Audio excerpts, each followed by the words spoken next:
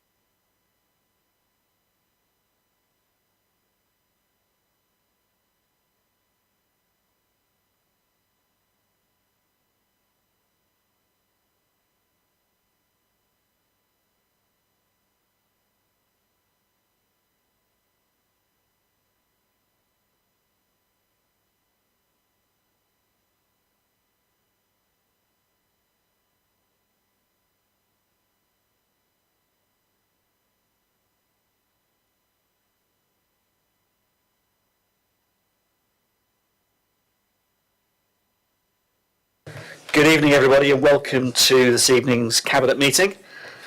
A couple of announcements first, just for the basis of being in the council chamber. There are no fire evacuation or alarms this evening on practice, so if the alarm goes off, it's real. So if we can evacuate from here, down the fire exit at the back of the chamber, down to the War Memorial Park, please do not disappear. So we want to count everybody out who's come in, so please don't run off, but meet us in the War Memorial Park. But there are no scheduled fire alarms this evening. Webcast of meetings. The meeting is being webcast live on the internet and it will be available on the BasingstokeGov page later. Mobile phones, can you turn them all to silent, please, or turn them off? And then in terms of the microphones, obviously we're in the council chamber, so I'm going to ask colleagues to come and speak. It's the second row down, and the microphone, the first microphone for visiting speakers when you come down to the front, if that's okay. There we go. That's that one done. Apologies for absence. Councillor Kuznetsko will be here in about 20 minutes, thanks to British Rail. Hopefully getting him here on time. And declarations of interest, colleagues. Has anybody got a declaration of interest with anything on the agenda this evening? That's no. That's item 2. There are no urgent matters for us to consider this evening. So I'll go to the minutes of the meeting held on the 10th of March 2026. Do I have your permission to sign that as a true and accurate record of the meeting we had? Yes. Agreed. I will do so.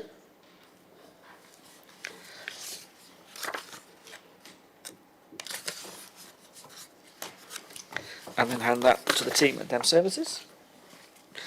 Okay, colleagues. Item 5, leader and portfolio holder announcements. Kerry, you've got an announcement to make. Yeah, thank you, Leader. We are just 10 days away from the start of Basingstoke Festival, which kicks off with the Magical Beast opening parade on Friday the 19th of June at 5:30 p.m. This is the festival's 15th birthday, and I'd like to acknowledge the great work of our arts and culture team in securing funding and putting together a jam-packed programme of free outdoor performances in our town centre and out and about in the borough. Please get hold of Festival Guide and help raise awareness of the event, and most importantly, make sure you don't miss out on experiencing Basingstoke Festival. You've got 3 weekends to explore all different performances and take in the exciting sounds and sights of the festival. Thank you. Thanks, Kerry. Please, Laura. No, I was going to say, honestly, you might be interested to know that if you come to the Hokeridge Hall for All on, what date is it? It's in here somewhere. There's going to be a performance about pipes and poo. So do come along. My specialty topic. Yeah. There is some really amazing stuff going on this year, and it's great. It's the 15th year as well. It's the 15th year celebration, so that's really important. Great announcement. Thank you. I've got an announcement to make, colleagues, this evening. I wanted to announce to you all an adjustment to the cabinet portfolios. People may know that we are currently out for procurement on a major partner to support our ambitious plans for the town centre and Basingview, and that this is a major significant project with a lot of work coming down the track. Members may also know that our approach to regeneration is very much an enabling role, and that it's cross-cutting across all of our portfolios in different ways. So from housing to partnerships, from property to planning, there is each a role for us in each of our portfolio areas. So to recognise this, we're going to reflect this in the portfolio roles. And so regeneration is now going to become a cross-cutting responsibility. And given the significant work involved in major projects, we will reflect that in the sense of picking up the town centre and the procurement moving forward. But also, given our focus on a rural strategy that we're developing and also our business engagement role, we're going to roll those new roles into Councillor Cubitt's portfolio. So Councillor Cubitt isn't going to be taking on that role, working with me, supporting me in that role, and it will be now amended to be the portfolio for major projects and business engagement. Okay, that's the announcements. Move on to the main agenda. In terms of the main agenda, I'm going to take the football club first, the Winklebury paper, because we have 2 public speakers this evening. It's good to see you both. If you want to come down to the front where you can speak, that would be really champion. I'll let you do that. If you come down together, because you'll be both on one after the other. So it's the second row in. Yeah, perfect. That should work. Okay. And Gavin, would you like to introduce the paper? Yes, so this is around finding the football club a new home. It's been a burning issue for this council for a number of years, and one that we said that we would resolve when we took administration, or do everything we could to resolve, and we have found a good spot in order to achieve that. So the recommendation tonight is to allow Hampshire Football Association to surrender their lease, the long leases they hold over the Winkelbury site, and then we will be granting long leases to Basingstoke Town Community Football Club, so they finally have a home of their own. Anyone who's been to the site, it's actually quite a decent site, mostly modern facilities compared to what the Camrose had, but obviously the club have been tied down commercially, unable to expand or grow, whilst they are sitting there as tenants, and granting the long lease will actually give them the flexibility to expand, grow, improve the match day experience, improve their commercial operations, generate more money, and hopefully work their way up the league process. It's obviously a foundation. We appreciate there's limits to what Winkelbury is able to facilitate at the current time, but at least if the club have somewhere to start, they can build from there. There will remain an FA presence on site to look after the pitch, but this paper really asks us to delegate the authority to the Director of Regeneration in consultation with the Chief Finance Officer to finalise the heads of terms and all necessary documentation. There will be a requirement for this goes to full council in due course, because we'll need approval to amend the revenue budget appropriately, or the revenue outturn, so that we can make this deal happen. But I think it's a really good news. I think it gives the club what they needed, which was a home of their own, some security, some certainty, and a way that they can grow and expand, because this town wants a successful football club, and now we have a great chance of getting one. Thanks, Gavin, and welcome. It's good to see you both. Jack, Liz, please, whatever you'd like to say. Microphone is in front of you. If you use the silver button on the right, it should be turned the red button on. Thanks, Paul. As proud chairman of Basingstoke Town Community Football Club, it's a privilege to speak on this topic this evening. 2026 marks the club's 130th anniversary, and while we're incredibly proud of our history, tonight is about steps to help secure our future.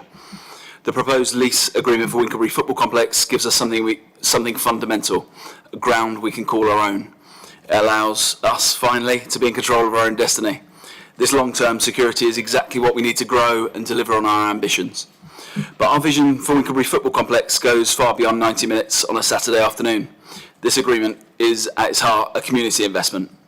Taking on this lease provides us with much needed space to expand our community initiatives and build on new classrooms.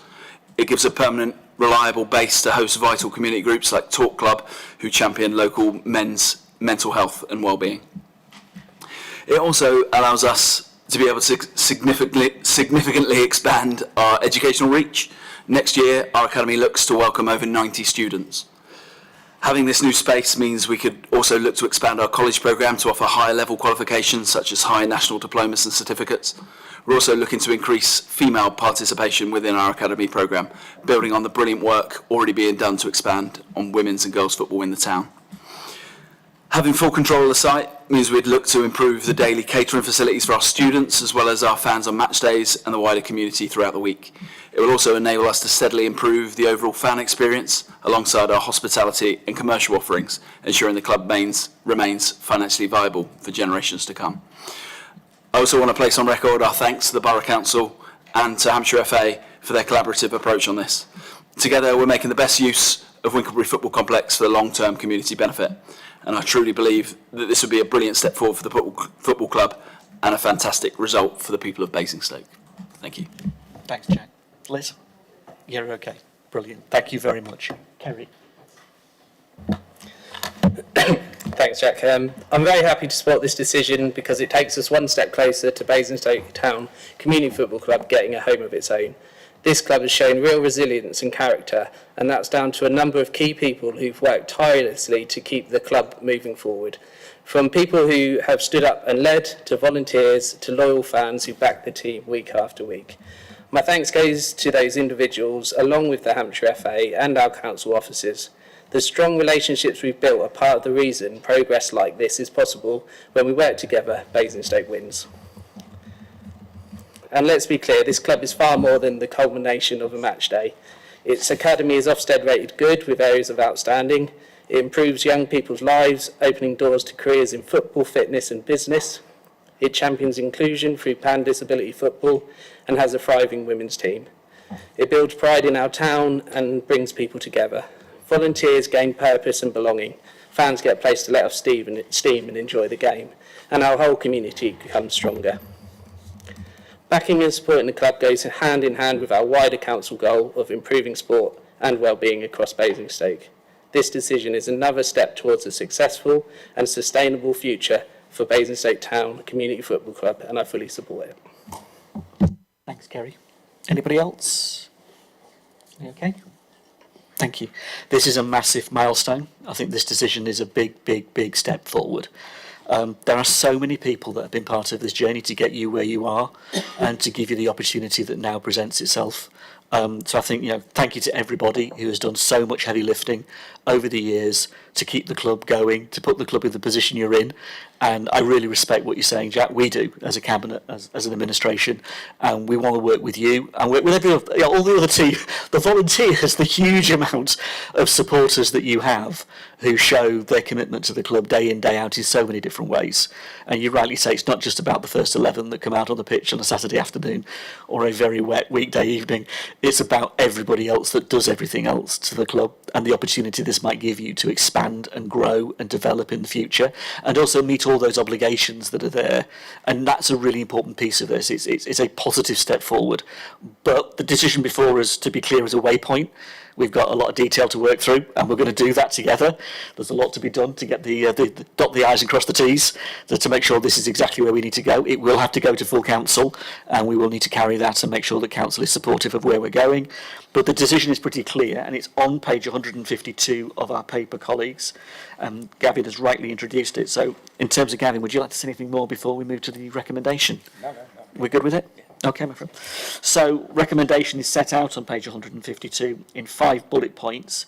Each of the bullet points lead you to the delegate authority to the Director of Regen to extend the term of the lease and to look into the detail to complete the negotiation, complete the detail that needs to be done. So colleagues, if we're happy, I would ask you to support the recommendation that's on the paper. Agreed. Thank you very much. Brilliant. Thank you both. It's good to see you. So we'll go back to the main agenda. We'll go back to the main papers this evening. Item 6 on the agenda is a recommendation from the Resident Services Committee in regard to the anti-poverty strategy that was presented to it on the 18th of March. Laura, would you like to say anything to this in terms of the debate you had at committee? Thank you, Leader. It was a really good debate. I think it was an opportunity for us and for the officers to present where we are with this strategy. And I think that there was a recognition and support for the direction of travel. We have the recommendations within the report on page 13, and Cabinet seeks to secure agreement from partner organisations to establish and pursue a set of ambitious shared targets. And I really want to thank the partners that form the anti-poverty strategy and the work that they're doing to drive and to shape those targets. And there's enormous amount of work that is going on behind the scenes to bring forward a anti-poverty strategy, and we've done a big piece of work around the lived experience, and I think that's fundamental in this piece of work. And we're also the analysis of all the data that's out there, and also interviewing, and this is very time consuming, and the officers have put an enormous amount of time into interviewing organisations and volunteers who are working with people that experience poverty. And so I really want to say a big thank you for all of the work that's going on, and we welcome taking this back in a future date to resident services. Thank you. Anybody else? John, please. No, I'd just like to say I've had a pleasure of being involved in a few of the meetings that the process that Laura's described, and would highlight how cooperative those meetings have been. And I'm delighted to see the way that evidence is supporting and leading the work that's going on. I think that's so important to leading to something that can be successful. Thank you. Thank you. Yeah, completely agree. I think we had a motion on child poverty, we had a motion on fuel poverty to come to full council, highlighting the issues and the concerns of councillors. I think the partners have been amazing, the way they've stepped up and stepped forward, actually. And it's about the data and being evidence-led so that we can target the resources, everybody's resources, onto making the most difference that can be made. Just the conversations, for example, you've had about food banks and the way the difference they make. So many different parts to what can be a really important strategy, but it's also focusing on getting achievement of results. So it's outcomes-based, a really focused piece of work, and the officers have been absolutely superb in supporting this, so thank them very, very much for this. Okay, colleagues, we note the recommendations to the Cabinet to secure the agreement for partner organisations to establish those targets. That's a piece of work that will be ongoing. Yeah. And then we will come back to the Resident Services Committee, as they've rightly asked, so that it can be presented to a future meeting and keep them updated. I think that's absolutely reasonable, and we should do so. So if that's agreed, that we will enact those recommendations that have come to us. Okay, agreed? Agreed. Perfect. Okay, item 7 on the agenda is the Housing Standards Enforcement and Civil Penalties Notice Policies. Laura, again. Thank you. I'm pleased to introduce this report, which presents two important policy updates that strengthen our approach to regulating standards in the private rented sector. Safe, secure and good quality housing is fundamental to the well-being of our residents, and the Council has a vital role in ensuring that landlords meet their legal responsibilities. The Renters' Rights Act 2025 represents one of the most significant reforms of the private rented sector in generations. It moves no-fault evictions, introduces new protections for tenants, and expands the investigatory and enforcement powers of local authorities. These changes create a clearer framework for responsible landlords while giving councils the tools needed to act more decisively where standards fall short. The updated housing standards enforcement policy and the civil penalty policy set out how we will deliver these responsibilities, ensuring that enforcement is fair, transparent and proportionate, while taking firm action against serious and repeated non-compliance. Together, these help us to tackle unsafe living conditions, improve housing security, and ensure that residents across the borough can expect homes that meet legal standards. And can I present the recommendations on page 22? Thank you. Thank you, Laura. Any other comments from colleagues? The recommendations that are on page 22, 2 bullet points: to approve the adoption of the policy and to authorise the Head of Environment and Community Services to make minor amendments of the policy with the agreement of the Cabinet member. Are we agreed? Is that okay? Agreed. Agreed? Brilliant, thank you. Back to the main agenda, and we move on to item 8, which is the KPI indicators for 26-27, page 91 of the report. Can I start by saying that this report sets out the targets for 2026-27, and I want to thank all the Cabinet colleagues for your help with officers and also the Resources Committee members for their help in input into the process of determining these targets. I think it's important for us to reflect on what this paper means. It's a reflection of the excellence of the services we offer to residents, and that the need there is for a consistent level of performance, and we've delivered that in recent years, and that underlines the quality of the organisation. And that's really important to say. In the last quarter that was reported to the Resources Committee, of the 49 targets that this Borough Council has, 42 of them were met and exceeded. None of them were reported on the RAG system as being in the red. Now that is exceptional. That is a reflection of the strength of the organisation and the work of our officer teams. So I want to thank the staff, the officers who day in, day out make this council the great place it is to work, but also to deliver for our residents.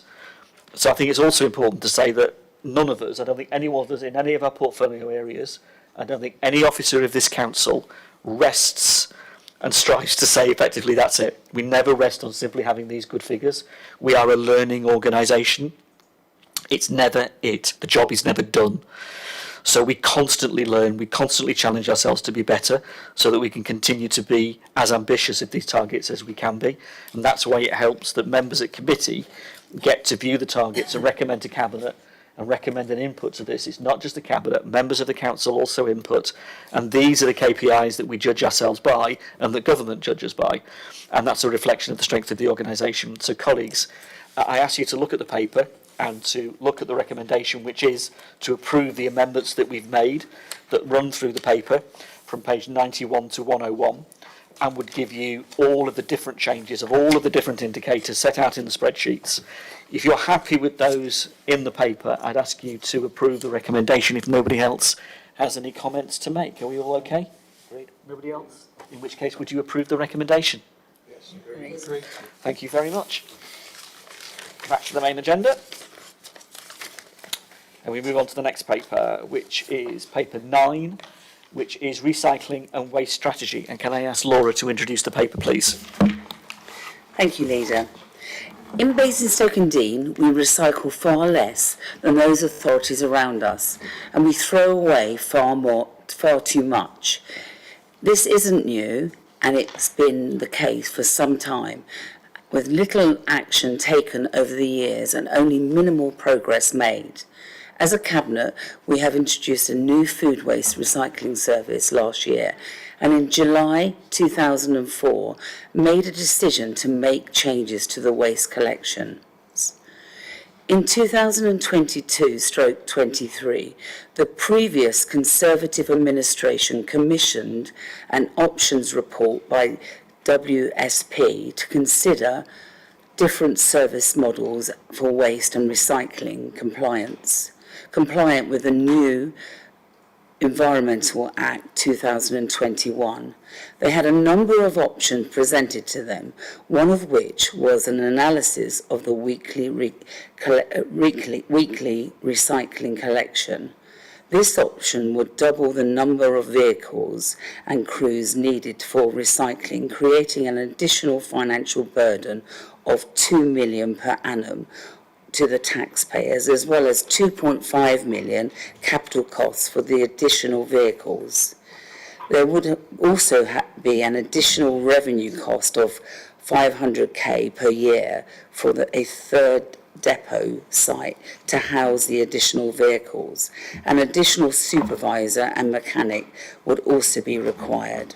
Despite the additional vehicles and crew and costs to the taxpayer, the modelling showed that there would be no increase in recycling rates with a weekly recycling collection as opposed to a fortnightly recycling collection.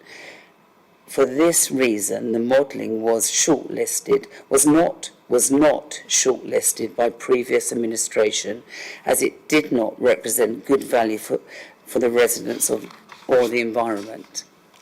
Of the 360 councils across England, just 16 councils currently operate a weekly recycling collection. This includes 11 borough councils. 7 of these have a recycling rate less than us, below 30%, and 1 has a recycling rate of 33%. The remaining 8 councils collect mixed plastics, cartons and small wee, alongside much higher garden waste tonnage. The evidence from other councils and the report from WSP confirms that weekly recycling collections don't increase recycling rates. It's higher garden waste tonnage or more material streams collected for recycling like textiles, wee and mixed plastics that drives up recycling volumes. Therefore, if Basingstoke-Dean were to collect recycling weekly, this would not generate more recycling. It would just halve the amount of recycling we collect each week, but it would cost taxpayers significantly more to collect. The former Conservative Cabinet know this, and so their claims the former Conservative cabinet know this, and so their claims are nothing more than pure politics. They had the evidence discounting weekly recycling collections when they were in power. We cannot carry on as one of the worst performing councils, and it's not just that we want to improve the service we offer, but it's that we have a legal obligation to meet because of the national legislation. For the first time, we are proposing a recycling and waste strategy, a focused service of actions to actually reduce, reuse and recycle more of our waste. The paper before you tonight sets out a 6-year recycling and waste strategy for the borough. It sets out how we will align with national reforms and meet new challenging mandatory requirements for all local councils. The Environment Act 2021 places a responsibility on all local authorities to reduce waste and increase recycling. The Act was introduced by the Conservative government and had cross-party support and sets out legally binding targets with a sweeping overhaul of waste management. The Labour government have continued with this legislation. The law is now clear. All councils must reach a recycling rate of 65% by 2035 and reduce the tonnage of waste to 287 kilograms by 2042. We are currently performing way below these now legally binding targets. We are ranked 177 out of 197 waste collection authorities, and we produce a very high tonnage of waste. We are ranked 172 out of 197 for the amount of waste we produce. As we move towards our new North Hampshire Unitary Authority, this strategy highlights the scale of improvement and change required. Howard District Council introduced fortnightly residual waste collection 20 years ago. Rushmore introduced the same 4 years ago, and they achieve higher recycling rates than us. We are the only waste collection authority left in Hampshire that doesn't have a fortnightly residual waste collection. Indeed, there are only 16 councils in the country that don't have a fortnightly residual waste collection, and most of these are highly urbanised London boroughs. So we have to double the amount of recycling we have to double the amount of recycling we do, while we, at the same time halving the tonnage of waste we collect. This strategy sets out a framework for the first time to achieve these targets. The first step we took last year was to introduce a curbside food waste collection service.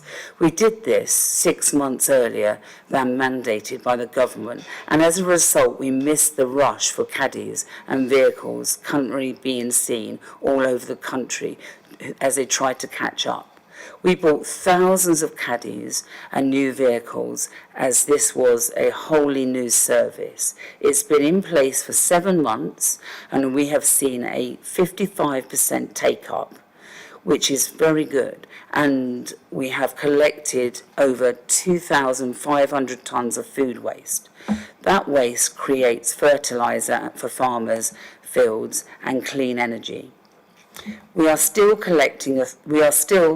the collecting authority, and Hampshire County Council remain the disposal authority for the next 2 years. The County Council is planning to build a new 50 million recycling sorting facility in Eastleigh, which will be able to recycle tubs, pots, trays, cartons, as well as foil. In the meantime, we know people want to recycle more, so we will enable residents to use our 6 recycling sites around the borough to drop off tubs, pots, trays and cartons, as well as temporary as a temporary option while the Hampshire build their new facility and we have a new arrangement to recycle them. Our aim is to expand this temporary service to more sites across the borough next year. On top of this additional service, we will also roll out another new curbside service, collecting small electrical appliances. We must make it as simple as possible for residents to recycle items at the curbside. Again, the more we enable people to recycle, the better. Over the life of the strategy, there are 30 different actions that will enable us to meet the government legislation. However, we also acknowledge that government itself is mandating producers and retailers to change their behaviour too. The extended producer responsibility and the deposit return scheme will change the way that we use supermarkets and the way that they package the things that we buy.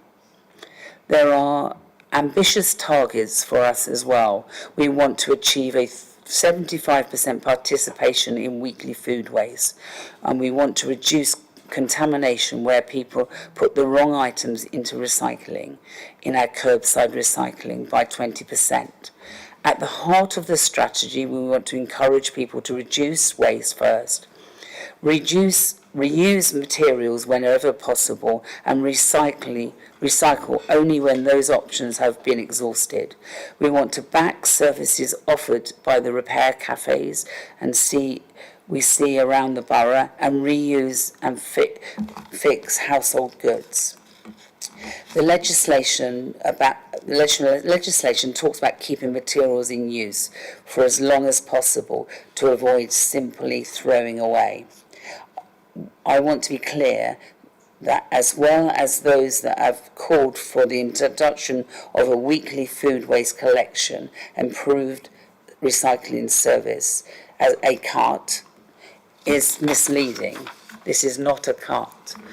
The reality is that the Conservative Government Environmental Act and simpler recycling reforms require councils to make changes. This is not a reduction in service. What we propose is a modernisation of the services we offer, and we plan to offer more services. This council needs to modernise its offer to catch up with so many other councils around the country who were doing this years ago, just like our neighbours in Hart 20 years ago. Residents receive a weekly food waste collection alongside the new enhanced recycling services we plan to offer to help us tackle the fact that we have one of the lowest recycling rates in the country.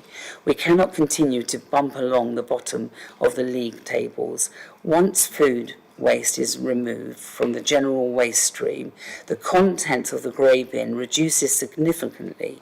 Many households already find that their grey bins are far from full. The waste that causes smells will be collected every week, and we have a service specifically for medical waste, which includes things like adult nappies.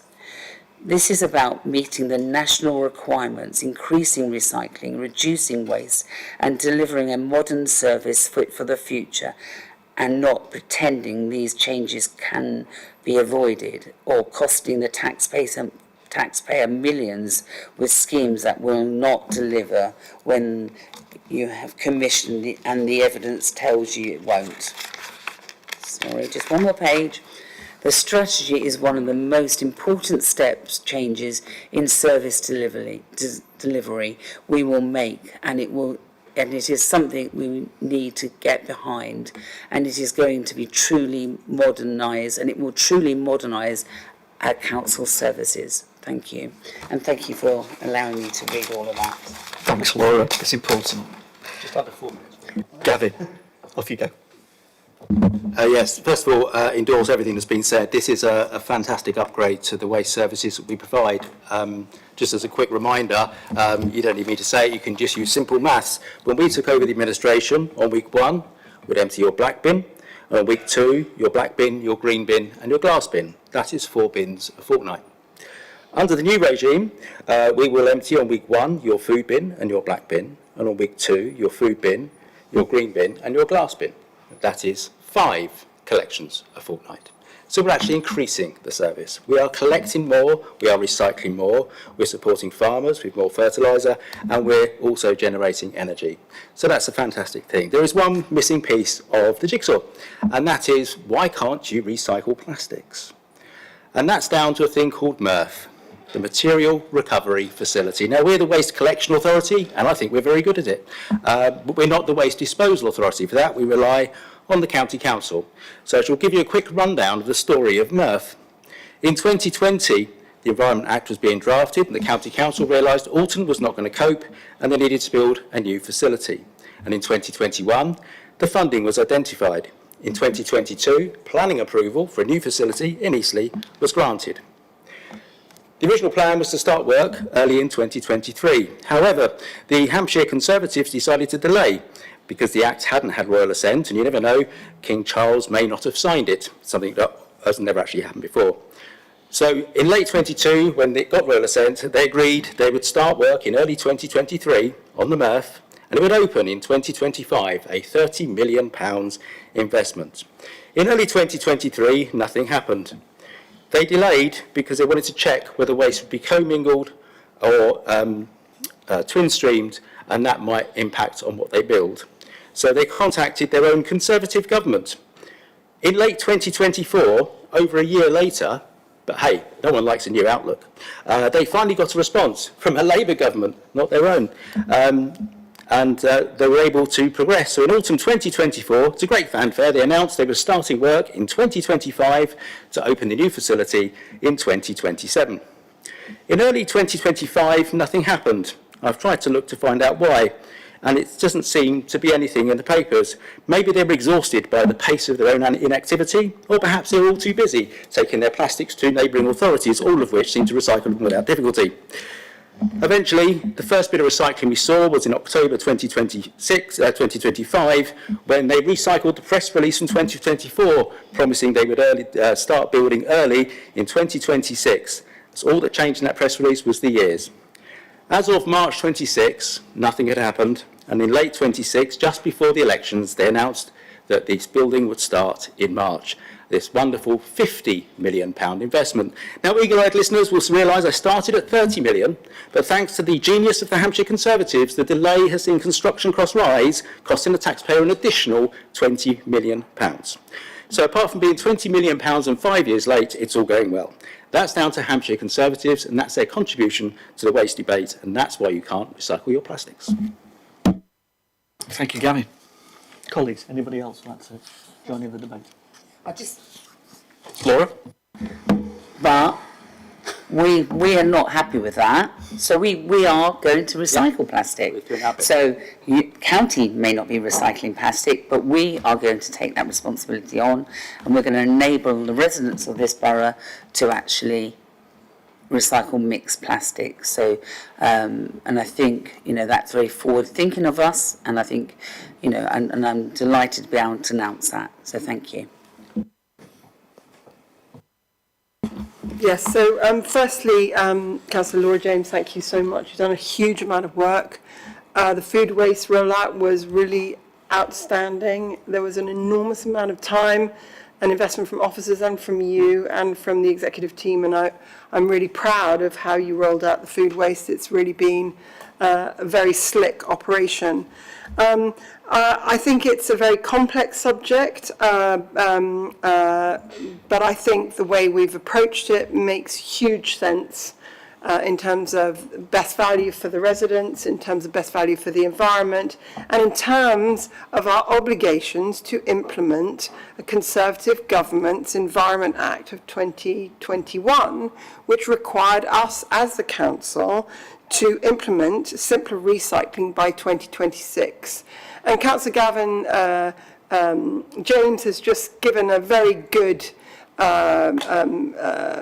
synopsis of the ridiculous situation we are in, whereby a Conservative government required recycling by 2026, but Hampshire County Council, led by the Conservatives, has completely failed to deliver its side of the obligations that were required to be provided for the boroughs by 2026, and we're now in this ridiculous situation where there's 2 years difference between us having to implement the Conservative government policy and us being able to implement the Conservative Party policy, in part because of the failures of Hampshire County Council. So I really don't think we need any lessons or lectures from the Conservatives, either in Basingstoke or in the wider county, on what we're proposing to do. We are fulfilling what was required of us by a Conservative government, and we are doing it extremely well. Thank you. Thank you, everybody. Anybody else? I think it's just worth thanking everybody who does what they do across the communities on this agenda. I'm thinking of the repair cafes and the amazing work they do. I'm thinking of everybody who wants to recycle more, who wants to do their bit and already are, in so many different ways, from garden waste collection all the way through to our recycling, and the process that this waste strategy will now put into practice, which is 30 actions over the next period to deliver on an agenda which is about recycling, reducing and reusing, as you set out. And it's really important. It's not just one single thing that's going to achieve this, it's the 30 actions that our officer team are going to put into practice, such as going into schools and talking to young people about what recycling and reuse means to them. There's so many different actions in this strategy that are so important. So colleagues, we have in front of us the strategy, we have in front of us the paper. The strategy is set out in Appendix 1, and the paper is a recommendation on page 116 to agree the recycling and waste strategy as outlined. Are we agreed to take that decision and move forward? Agreed. Agreed. Thank you very much. Back to the main agenda. Having completed item 9 and item 10, it takes us to item 11, which is the final paper this evening, which is Farnham House Redevelopment Strategy. And Gavin. Yes, this paper concerns Farnham House, the old AA headquarters, that has sadly reached the end of its useful life. For many years, AA and the council have been working together to find alternative uses, alternative tenants for the site, but the same story comes back every time. The building design isn't suited for modern offices. It would require us to remove all the asbestos and also remove all the sort of heating systems and ventilation systems that are no longer fit for modern standards. As a result, we'd probably have to demolish most of the building to reuse it, and that becomes, we've got no evidence that it's cost effective to do so. So we are in a position where our best bet to get the land regenerated is to prepare the site for that regeneration by demolishing the site, and so this is really asking approval to delegate the Director of Regeneration in consultation with the Chief Finance Officer to explore demolition and approve the scope of the works and the final costs. Obviously, we'll go to procurement for this to go out to competitive tender to demolish the site. The value that will be added to the site when we come to dispose of it or regenerate it in some way will be greater if the site is cleared in preparation. It's also worth noting there are holding costs and security costs for the site to keep it as it is, which obviously is costing taxpayer money, which we'd rather not spend on that. We'd rather spend it on something else. So this is the request to set the wheels in motion to remove and hopefully replace very quickly the Farnham House. Thank you, Gavin. Anybody else? Yeah, John. I know that for many people in the community, the building is an iconic thing, and I'm not alone in coming down the M3 and seeing the AA building and knowing that I'm nearing home, and that's a nice thing. But this council isn't the National Trust. We're not in the business of turning an office block into some visitor attraction in the future, and what's proposed is a responsible thing to do.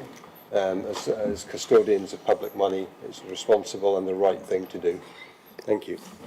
Completely agree. Anybody else? Anneli? Thank you.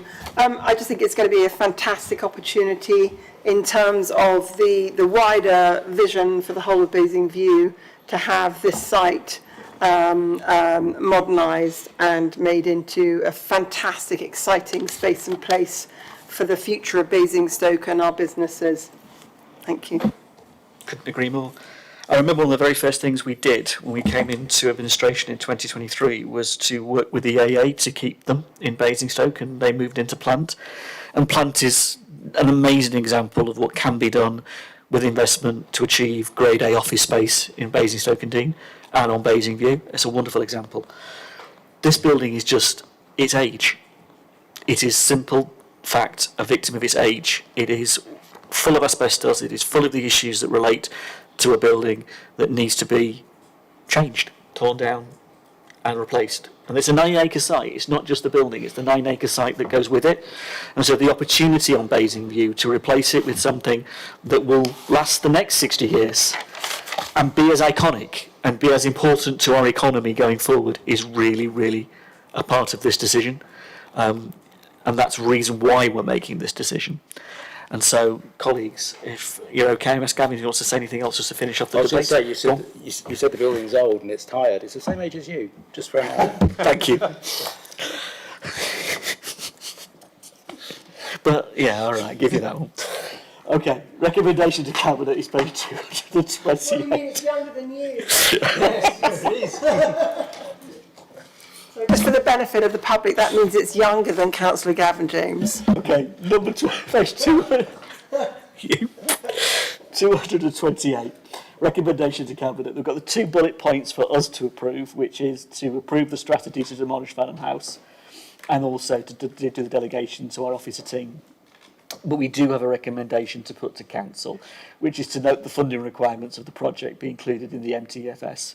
So if we're happy, colleagues, to make that decision on page 228. Agreed? Agreed. Champion. Okay, colleagues, that is the agenda this evening. Thank you very much.